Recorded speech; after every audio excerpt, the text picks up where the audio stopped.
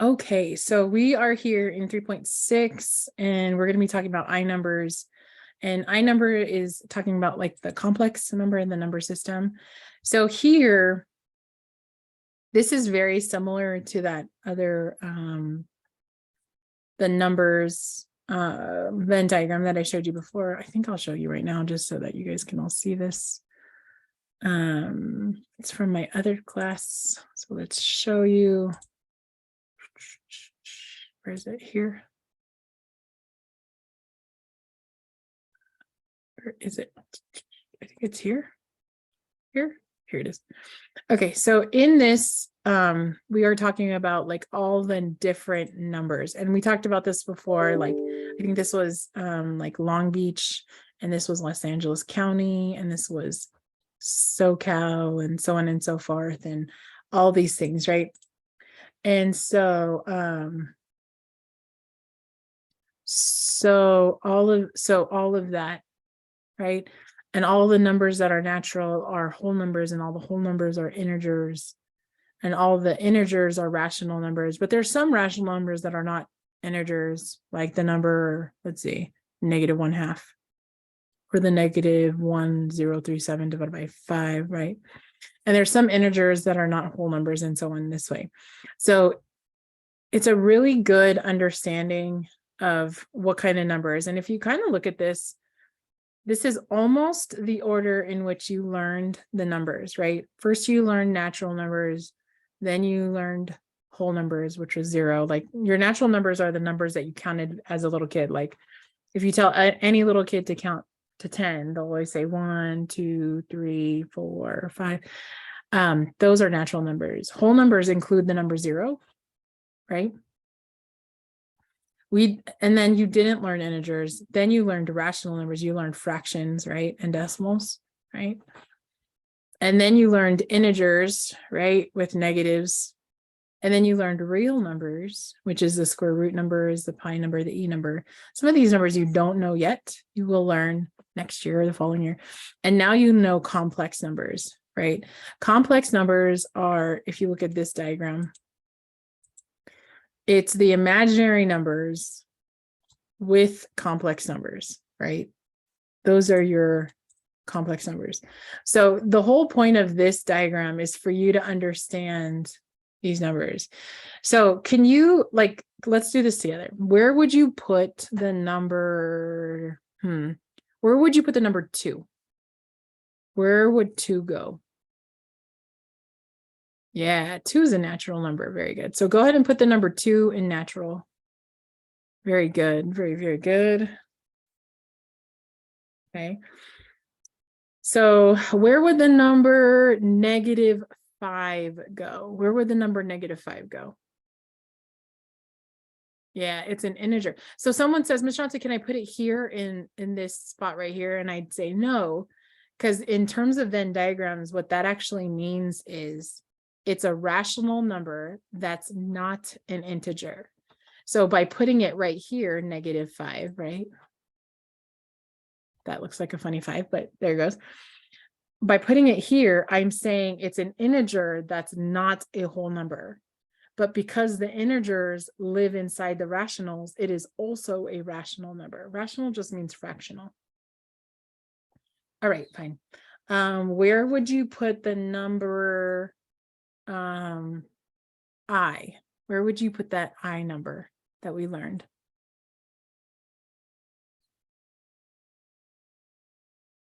Yeah, we put it here in imaginary. Very good. And if you remember what I is, it's the square root of -1. So I'll just remind you right now, right? What about the number pi?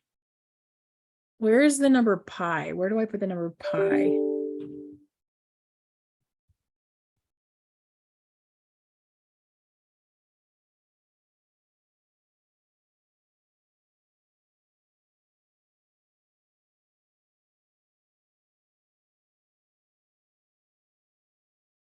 Yeah, it goes here for irrational numbers, right?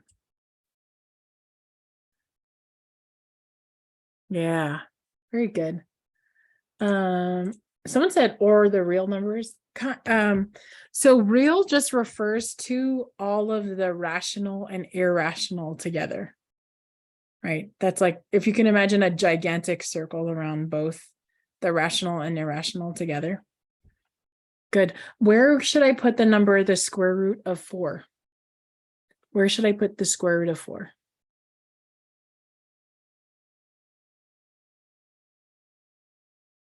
This one's a trick.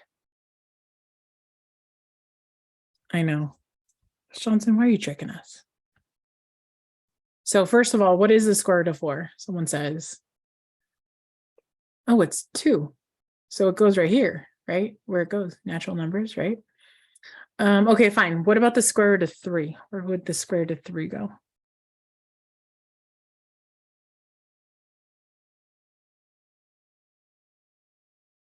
Very good. And irrational again. Very good. Very, very good. What about the number? So what kind of numbers go here in rational? What's a rational number? So remember that rational just means fractional. Rational means fractional. Exactly. So pick a fraction and write it in there. What about -2/7? That's a rational number. -2, or the number 3.5. So you're like, Ms. Johnson, that's a decimal, but I could rewrite it as a fraction, and that's safe, right? I can rewrite that as a fraction. Very good. Very good. Okay, whole numbers. The only number that's whole that's not natural is the number 0. Let's see. Oh, and complex numbers look like this: 3 plus 2i. So they have a little bit of imaginary and a little bit of real, right? Yeah, very good. 1.5 can also go here. Very good. I like it. Thank you for adding. Perfect. Okay. So knowing this, it'll help you understand a bunch of stuff. So here's our focus for today. So support or challenge claims about different types of numbers and the results of adding, subtracting, multiplying, and dividing. What are the similarities and differences between the arithmetic integers, rational numbers, real numbers, and complex numbers? So the phrase that I like to say, because it works in number land, it works over here. Because it works in real number land, will it work in complex numbers? Like, how would we add those, subtract those, and so on? Okay, very good. All right. So it says, now that we've been thinking about new number sets, including irrational and complex numbers, it's time to generalize the results. In order to find solutions to all quadratic equations, we had to extend the numbers to include the complex numbers. So remember how before you, like, if you had an equation like x squared equals -4, the answer would be no solution. But now, because you know the square root of -1, we have solutions in the imaginary or complex land because we know the square root of -1, right? So keep that in mind.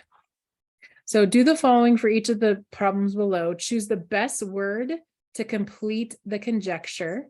After you've made a conjecture, create at least 3 examples to show why your conjecture is true. And if you have a counterexample, change your conjecture to fit your work. Conjecture number 1. So we're going to do all of these things, okay? So conjecture number 1. So a conjecture, by the way, is like you making a statement, and you're trying to say if it's true or false. So conjecture number 1, the sum of 2 integers is always, sometimes, or never an integer. Always, sometimes, or never. What do you guys think? Always, sometimes, or never? The sum of 2 integers, so think about what numbers we're talking about.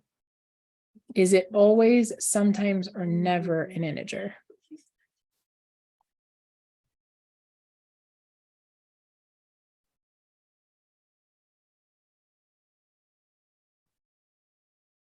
Okay, I got 2 sometimes. So when you have sometimes, it's because you can think of a case that is and a case that is not. Okay.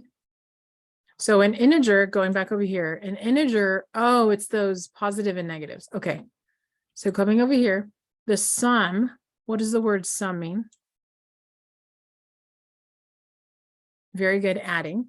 So can someone give me two integers? Put them in the chat.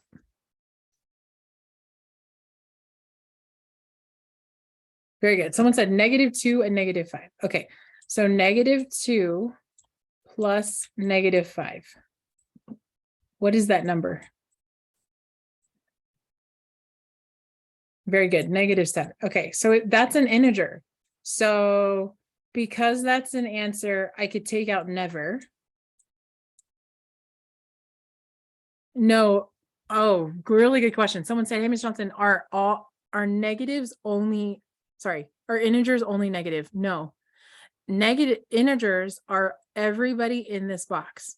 So that includes the natural numbers and your whole numbers. So we could have said, someone could have said, let's see, someone could have said 2 plus -5. Does that help answer your question? Very good question. Very, very good question. So 2 plus -5 is an integer plus an integer. What's 2 plus -5? -3. And that's an integer too. Oh, wait, I got 2 check marks. Both of them worked. So the sometimes comes in if you can think of a case that would not give you an integer. Someone says 2 plus -1. All right, 2 plus -1. What's 2 plus -1? It's 1. Very good. So let me ask you a question. Is 1 an integer? Does 1 belong inside this box or outside this box?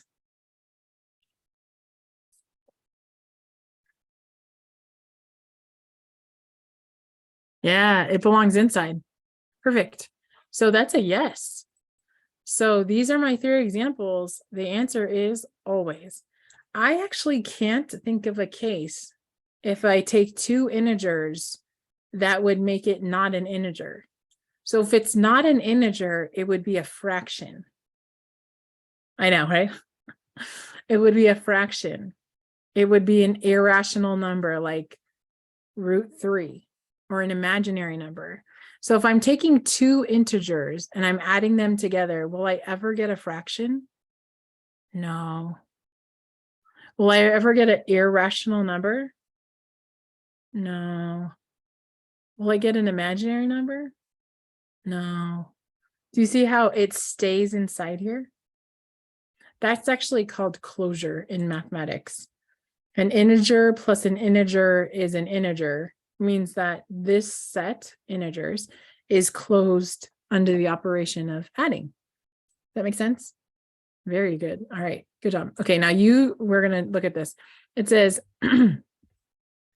in the previous lesson, to be determined, you found the quadratic formula gives solutions to quadratic equations as -2 plus the square root of -1 and -2 minus the square root of -1 because the square root of a negative number has no defined value as an irrational or irrational number. Euler, this is a mathematician. I know you want to say Euler. I'm pretty sure his name is pronounced Euler just because one of my math professors said that. I believe him. Euler proposed that a new number I equals the square root of -1 to be included in what came to be known as the complex number system. So based on Euler's definition of I, what would I squared be? Do you guys remember us doing this together? If I equals the square root of -1, what's I squared? Do you guys remember us talking about this? What happens if I square this thing? What guess do you have for me? It's okay to be wrong. You're just guessing or remembering. If I squared this, what would it be? Yeah, it'd be -1. Very good. Not +1, but -1. Yeah. So now you know. So then during a test, when you see this I squared, don't fall into the trap. Oh, I think it's +1. Nope, it's -1. Very good. All right, let's continue. It says the sum, this is another conjecture.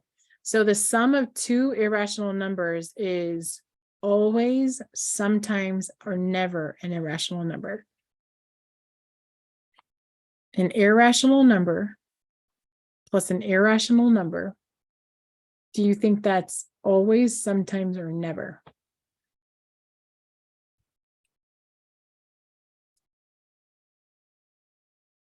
What do you guys guess?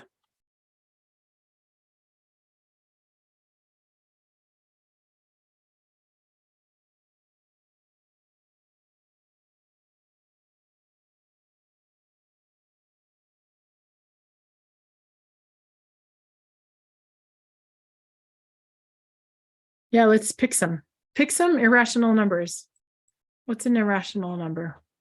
Oh, like √3 pi. Okay. So let's do √3 plus √3. That would just be 2 √3s, right? Right, so that's still irrational. Check. Okay, so can you think of if I could add, if I can get kicked out of irrational numbers, maybe it's over here in rational numbers, or maybe it's over here. Does anyone see? Yeah, I would.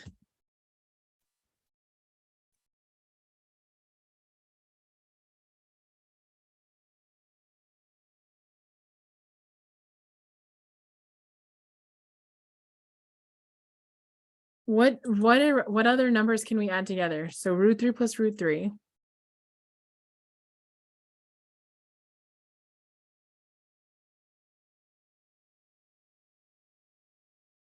Yeah.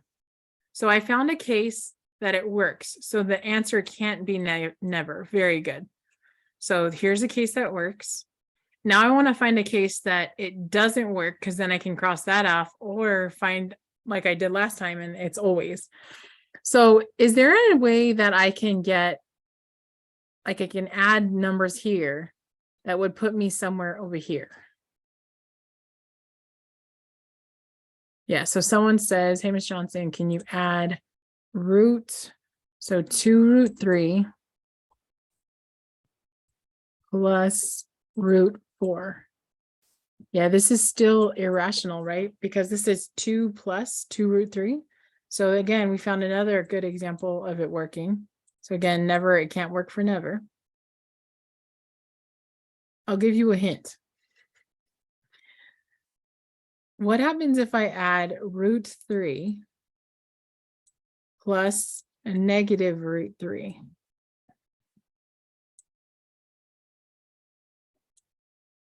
What number is that?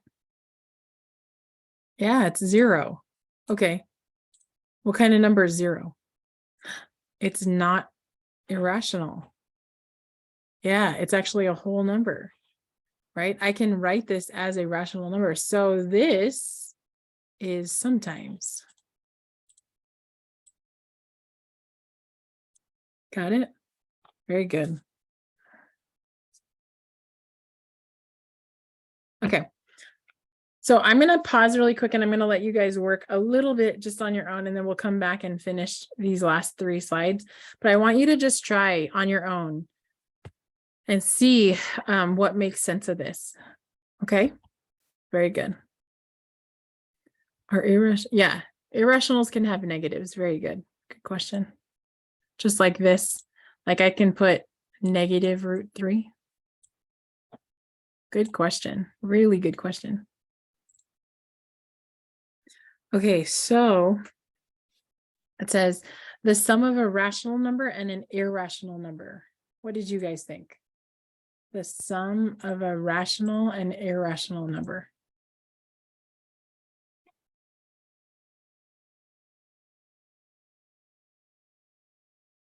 Yeah, it is always. Good job. It's always irrational. So if you think about it, if you take one of these, like 4, and you add it to irrational, it kicks it over here to irrational. You can't ever get it to stay over here, right? So yeah, so the reasoning, the reasoning behind this one is like, if you look at 2 plus root 3, that's irrational. Or even negative 2 plus root 3, still irrational. Even if you did 0 plus root 3, still irrational. Okay, so that's always, good job. Okay, the difference between two whole numbers is always, sometimes, or never a whole number. So what are whole numbers again? Oh, whole numbers are those numbers. What did you guys get for this?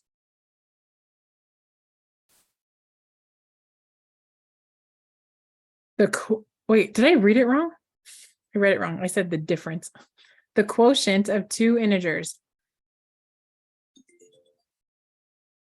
Oh, because I'm on the wrong side? Yes, I'm on the wrong side. Sorry. The difference of two whole numbers. So like whole numbers. Give me a whole number. Good, 100. And I'm going to subtract another whole number. Give me another whole number. 10.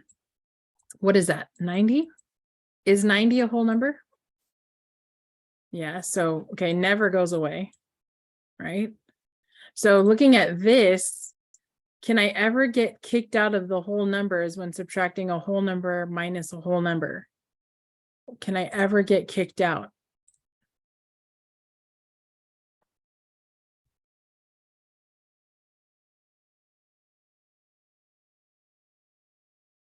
Ooh, someone says, what about 10 minus 100, Miss Johnson? Yeah, 10 minus 100 would be negative 90. Is that a whole number? Nope. Yeah, so it's sometimes.